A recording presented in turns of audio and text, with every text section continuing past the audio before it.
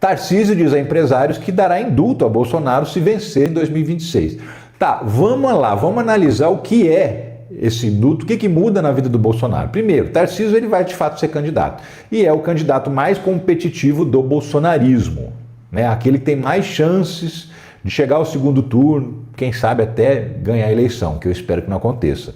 Mas ele é quem tem mais chance. E aí ele foi perguntado numa roda de empresário, banqueiro, empresário, mega, só gente grande, tá? Não é o dono da padaria, o dono da mercearia da esquina, não. É multibilionários. E essa galera só se reúne com gente assim, capaz que vai se reunir com um mero comerciante. Mas enfim, ele foi perguntado se ele daria o indulto para o Bolsonaro. E ele falou, daria, sim senhor, claro que daria. Um indulto presidencial, normalmente, não nessa situação específica, o que provocaria? O Bolsonaro não iria para a cadeia, porém ele continua inelegível. Ele está hoje inelegível até 2030, ele continuaria inelegível até 2030. E isso se valesse o indulto. Por que eu estou dizendo se valesse o indulto? Porque esse caso especificamente do Bolsonaro não vale. Não vale. O que acontece? Golpe de Estado não permite indulto, não permite graça, não permite perdão presidencial. O próprio STF já decidiu isso. A democracia estabelece que quem ataca ela não merece perdão. Então, está na Constituição Federal, tem jurisprudência do Supremo Tribunal Federal, de que não é permitido dar indulto a alguém que ameaça a democracia. E o exemplo disso mais recente é o caso do Daniel Silveira, que foi condenado por ameaça, atentado ao Estado Democrático de Direito, porque ele ameaçava juízes do Supremo Tribunal Federal e outras, né, ameaçava mesmo, no sentido de incentivar as pessoas a agredir os ministros do Supremo Tribunal Federal. Pegou 9 anos de cana, o Bolsonaro foi lá e deu um indulto, o que o STF fez? Cancelou o indulto. Por uma razão muito simples. Quem atenta contra a democracia não pode receber o perdão da democracia. Então, Tarcísio pode prometer, Caiado pode prometer, qualquer um pode prometer, pode até virar presidente amanhã e dar esse indulto de verdade, vai adiantar absolutamente nada, porque o Supremo Tribunal Federal vai ser acionado, isso é certo, líquido e certo, e ele vai decidir dizendo, não pode, Bolsonaro não será indultado, não terá o benefício do indulto, mesmo que um presidente em 2027 queira dar o indulto, não vai valer, porque essa é a regra do jogo. Então, Tarcísio só está fazendo aquela média que ele faz sempre que pode, né? Mas não vai adiantar nada, vai continuar, Bolsonaro vai continuar mal e mal das pernas. Vai continuar inelegível, de preferência preso, e acredito que isso vai acontecer entre o final desse ano e o início do ano que vem. Condenado ele vai ser agora, setembro, outubro, no máximo. Tem gente falando até em final de agosto. Mas cana mesmo, eu acredito que ele vai pegar lá para dezembro ou janeiro, tá? Antes disso eu acho difícil. Mas enfim... o Tarcísio pode prometer à vontade, porque pode até valer uns votinhos isso aí, mas resultado prático mesmo não vai ter não. Lamento, Tarcísio. E lamento muito, Tarcísio, que a sua iniciativa não vai dar certo. Agora, para o Bolsonaro, lamento nada, Bolsonaro, nem um pouquinho, nem um tiquinho assim. Você tem mais aqui em cana mesmo. E vai. Né? E a última notícia aqui que eu queria te dar também, ó, um homem que furtou a bola autografada por Neymar é condenado a 17 anos de prisão. A imprensa coloca as coisas de um jeito que fica parecendo que o cara pegou 17 anos de cadeia porque ele roubou a bola que o Neymar autografou. Não é isso. E é isso que eu queria explicar para você, tá? O que acontece? O sujeito era um daqueles que estava no quebra-quebra do 8 de janeiro. Ele entrou na Câmara dos Deputados, quebrou tudo, ajudou a quebrar tudo igual os outros. E aí roubou uma bola autografada pelo Neymar que tinha sido doada para a Câmara dos Deputados. A bola, acho que tem uma foto aqui, olha lá, a bola lá. Ao Museu da Câmara. Abraço, amigos. E assinado pelo Neymar. Né? Tava lá no Museu da Câmara. Ele roubou essa bola, mas ele foi denunciado não por roubar a bola, ele foi denunciado por atentado contra o Estado Democrático de Direito, tentativa de golpe de Estado, dano ao patrimônio protegido, dano ao patrimônio público. E o quinto crime é associação criminosa, também. 5 crimes. Pegou 17 anos de cadeia por esses 5 crimes, e não porque ele roubou a bola do Neymar. Nem foi, pra você ter uma ideia, ele nem foi condenado por furto, nem rodou essa história de furto. O fato de ter levado a bola não significou absolutamente nada para o processo. Ele foi condenado por atentado ao Estado Democrático de Direito, golpe de Estado, associação criminosa, danos ao patrimônio que ele causou, tá? Mas a referência, parece a Débora do batom, né? Não, porque foi condenada não sei quantos anos porque pichou a estátua com batom. Não, ela foi condenada porque ela tentou dar um golpe de Estado, ela foi condenada porque ela tentou impedir os poderes constituídos de funcionar ao quebrar os prédios todos. E por acaso ela acabou sendo identificada como a mulher que pichou a estátua, mas ela não foi condenada por pichar a estátua. Do mesmo jeito que esse aí não foi condenado porque roubou a bola do Neymar. Ele nem respondeu pelo furto da bola do Neymar, ele respondeu pelos outros crimes. Por quê? Acho é pouco. Acho que podia até dar mais. Mas enfim, de qualquer maneira, está condenado, condenado, e a imprensa fica criando esses símbolos, a bola do Neymar, o batom de não sei quem e tal. Fica parecendo que é uma condenação exagerada, mas quando você vai ver o processo, você vai ver que nada a ver, que é até pouco mesmo a pena diante da gravidade dos crimes que eles cometeram. Porque o cara pega 17 anos, ele vai ficar 3, 4 anos preso e vai para o semiaberto, né? Então, assim, realmente é uma pena muito pequena para quem tentou dar um golpe de Estado no país, para quem tentou arrancar à força um presidente que tinha sido eleito e empossado no país. Por isso que eu digo que quando perguntam o que eu acho, eu digo que eu acho é pouco. A amizade entre Donald Trump e Elon Musk, o homem mais rico do mundo, está bravo, está irritado, está rompido com o presidente dos Estados Unidos. Então o homem mais rico do mundo brigou com o homem mais poderoso do mundo. Olha o tamanho da encrenca. Pois é. Trump ameaça Musk de deportação e diz que Dodge pode ir atrás dele. Vamos lá. O Elon Musk, ele não é norte-americano, caso você não saiba. O Elon Musk é sul-africano. Ele nasceu no Sul e já adulto foi morar nos Estados Unidos e montar as empresas dele. Então ele é imigrante, tá? Um imigrante legal, mas é um imigrante. O Trump já está falando, ó, se der na telha aqui eu deporto esse cara, mando esse cara embora daqui. E o Dodge é justamente o Departamento de Eficiência Governamental, era o departamento que o Elon Musk dirigia até um dia desse. Ele era como se fosse um ministro do governo Trump, ocupando esse cargo nesse departamento, um departamento que é a parte do governo, mas era um departamento do governo. E ele saiu, agora no final de maio ele saiu e já está brigando com o Trump. E por que eles estão brigando? Qual é o motivo? O motivo é o seguinte, o Trump mandou para o Congresso ir aprovar um projeto de lei que corta impostos dos ricos e corta dinheiro dos programas sociais e também corta dinheiro que é destinado aos imigrantes. E aí o Elon Musk ficou bravo, não, por quê? Porque vai gerar uma dívida. Quando você corta impostos dos mais ricos, você diminui a arrecadação do país. Quando você corta os gastos sociais, não equilibra essa conta. Então, segundo o Elon Musk e segundo alguns especialistas, o Trump está contratando uma dívida de 3 a 5 trilhões de dólares. Trilhões de dólares. E aí o Elon Musk ficou possesso, ficou bravo, né? E falando que os deputados não deviam aprovar aquilo. Mas os deputados e os senadores foram lá e aprovaram, né? E ele falou que vai fazer um partido, que vai para cima. Olha lá, Musk ameaça criar partido e Trump fala em cortar subsídio do bilionário em nova troca de farpas. Porque também tem esse detalhe, né? O Elon Musk, as empresas dele têm muitos contratos com o governo dos Estados Unidos. Se tirar os contratos dos Estados Unidos, do governo dos Estados Unidos, o mais rico do mundo vai ser mais, tá? Ele perde até esse posto. Tem bilhões e bilhões de dólares que são para a SpaceX, que é aquela empresa de espaçonave dele. A própria Tesla tem contratos bilionários com o governo norte-americano. A Starlink, a empresa de internet por satélite, também tem contratos bilionários com o governo norte-americano. E o Trump está falando, a gente rompe tudo e você se lasca, vai se virar, vai vender seus produtos aí no mercado.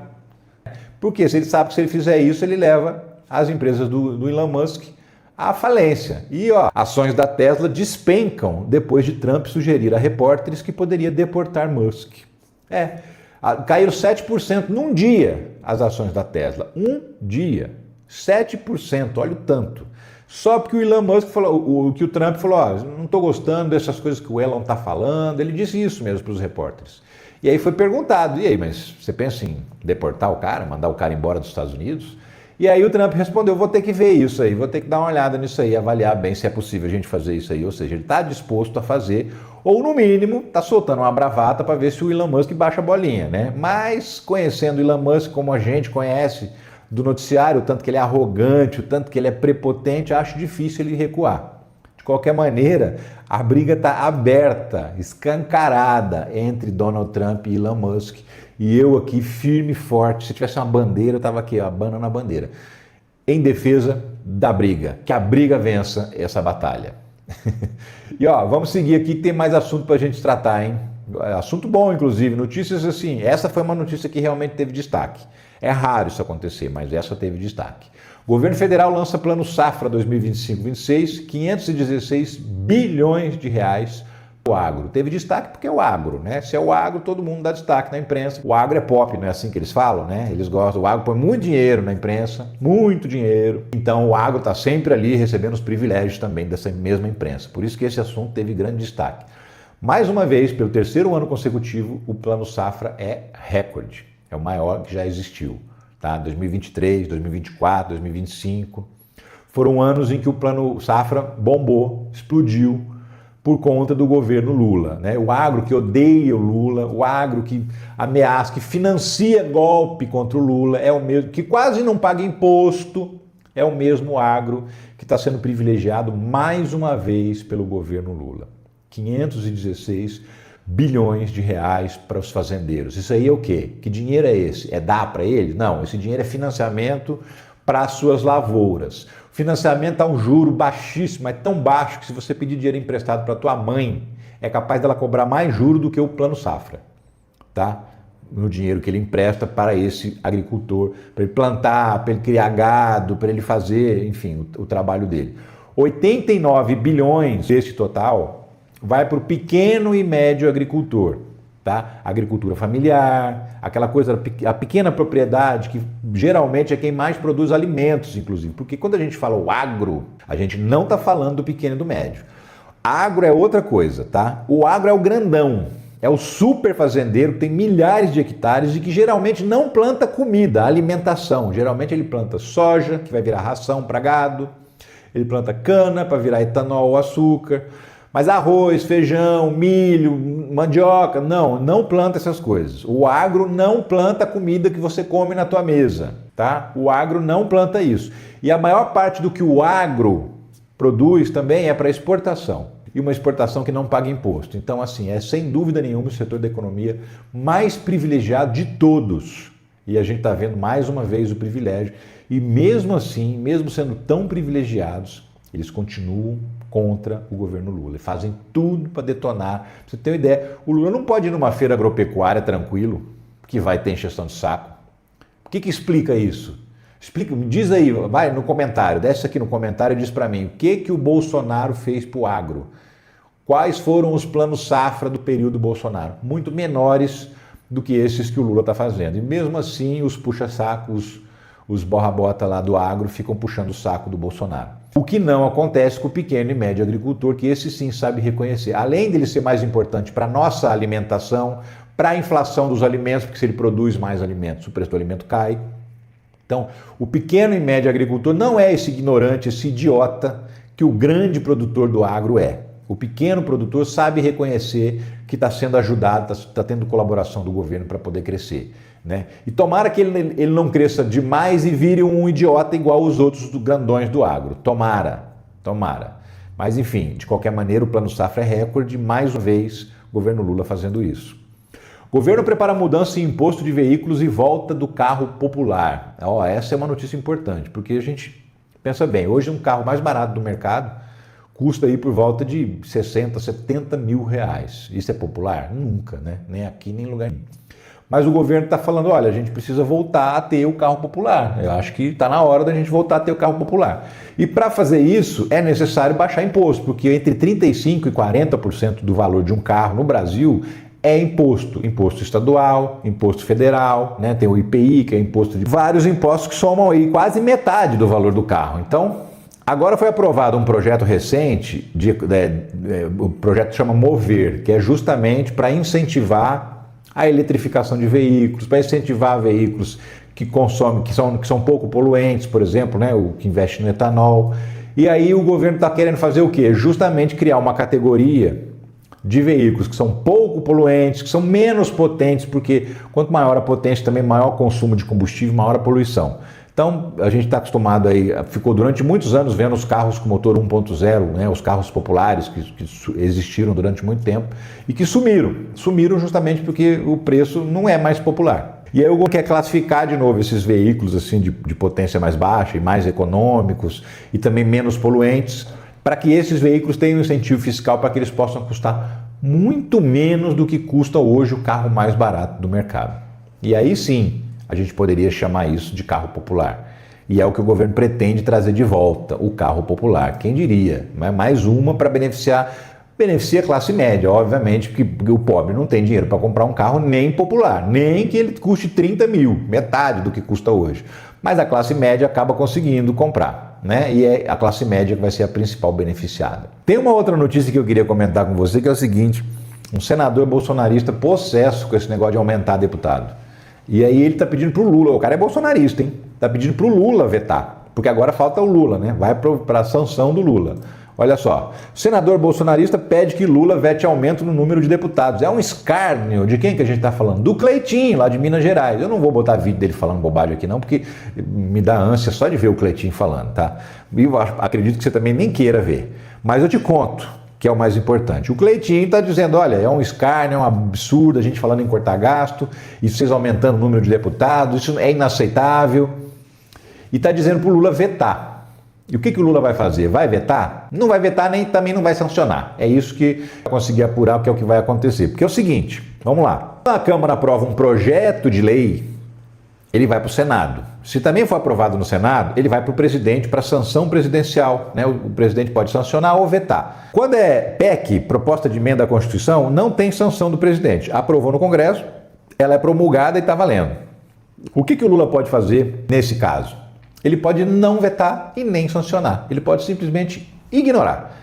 E é o que tudo indica que o Lula vai fazer, segundo as apurações que eu fiz. Não vai sancionar e também não vai vetar. E se ele não fizer nada, o que acontece? Tem um prazo, depois que passa esse prazo, se o presidente não sancionou, o projeto volta para o Congresso Nacional e o próprio Congresso promulga. Tá, mas não vai mudar nada, então vai aumentar os deputados de qualquer jeito. Vai, mas que isso vai ficar só para o Congresso. O ônus disso, a responsabilidade de ter feito isso, fica só para o Congresso Nacional. Ó, vocês é que fizeram, o presidente não pôs a caneta dele nisso aí. Vocês ficam pedindo para o governo cortar gasto? Não fica? Então, agora vocês estão aumentando o gasto? Assumam o ônus político também de promover esse aumento de gasto. Então, o que o Lula vai fazer é nada. Não vai nem sancionar, nem vetar, vai deixar passar o prazo, porque aí volta para o Congresso que se vire com essa história. Mas ele não, a caneta dele, num aumento do número de deputados federais, de 18 deputados federais, para ser mais preciso. Ele que não vai fazer isso. E eu acho que está certinho. Eu acho que evita o desgaste de vetar e ter que comprar mais uma briga, e ao mesmo tempo ele não assume a responsabilidade que de fato não é dele. Não é ele que está promovendo esse aumento de gastos, é o Congresso Nacional. Bem o Congresso que fica pedindo para o governo cortar gastos. Enfim.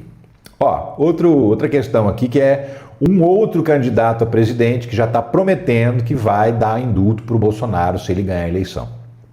Que candidato é esse? O Caiado já tinha falado isso, o Ronaldo Caiado lá de Goiás. Talvez você nem conheça, né? Então, a maioria nem conhece mesmo. O Ronaldo Caiado, ele tá, nas pesquisas ele varia lá entre 3%, 4% das intenções de voto, para você ter uma ideia. Não vai ganhar a eleição, né? Não vai chegar no segundo turno, vai ser um candidato do nível do Ciro Gomes, assim, né? Para tentar atrair o voto bolsonarista, está todo mundo prometendo indulto para o Bolsonaro.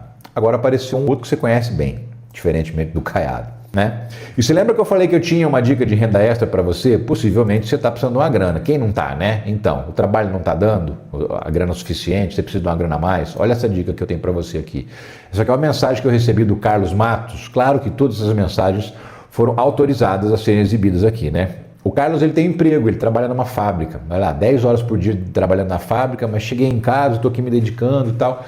Ele trabalhando como renda extra online, lá no computador dele, no celular dele, home office, 100%. Chega do trabalho, senta no computador e ó, trabalha mais um pouquinho. Já conseguiu tirar $643. Isso dá R$3.200 por mês que ele está conseguindo tirar fazendo esse trabalho extra. Tá? R$3.200 fora o salário que ele tem na fábrica. Então é uma renda extra bem interessante.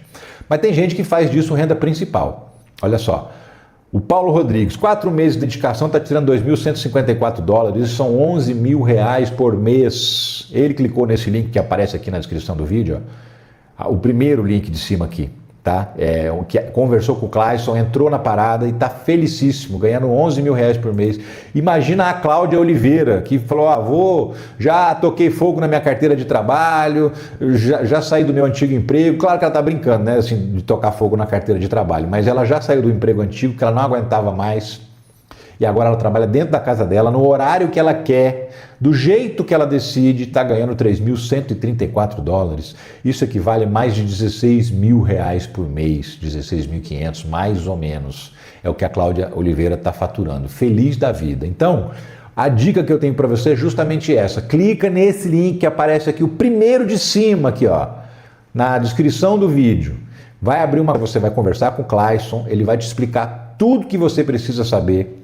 E mais, você vai ganhar 3 aulas grátis da Escola de Negócios Digitais, que com essas aulas você consegue ter certeza absoluta se isso serve para você ou não.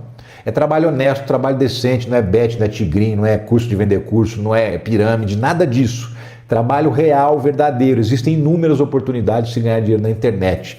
Na Escola de Negócios Digitais você vai aprender como e onde encontrar essas oportunidades. Clica no link aqui, de repente muda a sua vida, tá bom? É isso, eu agradeço muito a sua audiência, agradeço demais a sua paciência e agradeço também o seu engajamento. Ah, você não engajou lá no começo do vídeo, quando eu falei para você clicar no like, se inscrever no canal. Poxa, então faz agora. Eu até entendo que você não tenha feito lá no começo, né? Às vezes você está esperando para saber se vai gostar do vídeo, mas se você está aqui até agora, é sinal que você gostou. Então, ó, clica no like, se inscreve no canal, ativa o sininho para receber todos os conteúdos e eu volto a qualquer momento com outras notícias sobre a política, a justiça e a economia do Brasil e do mundo. Ó, um abração para você.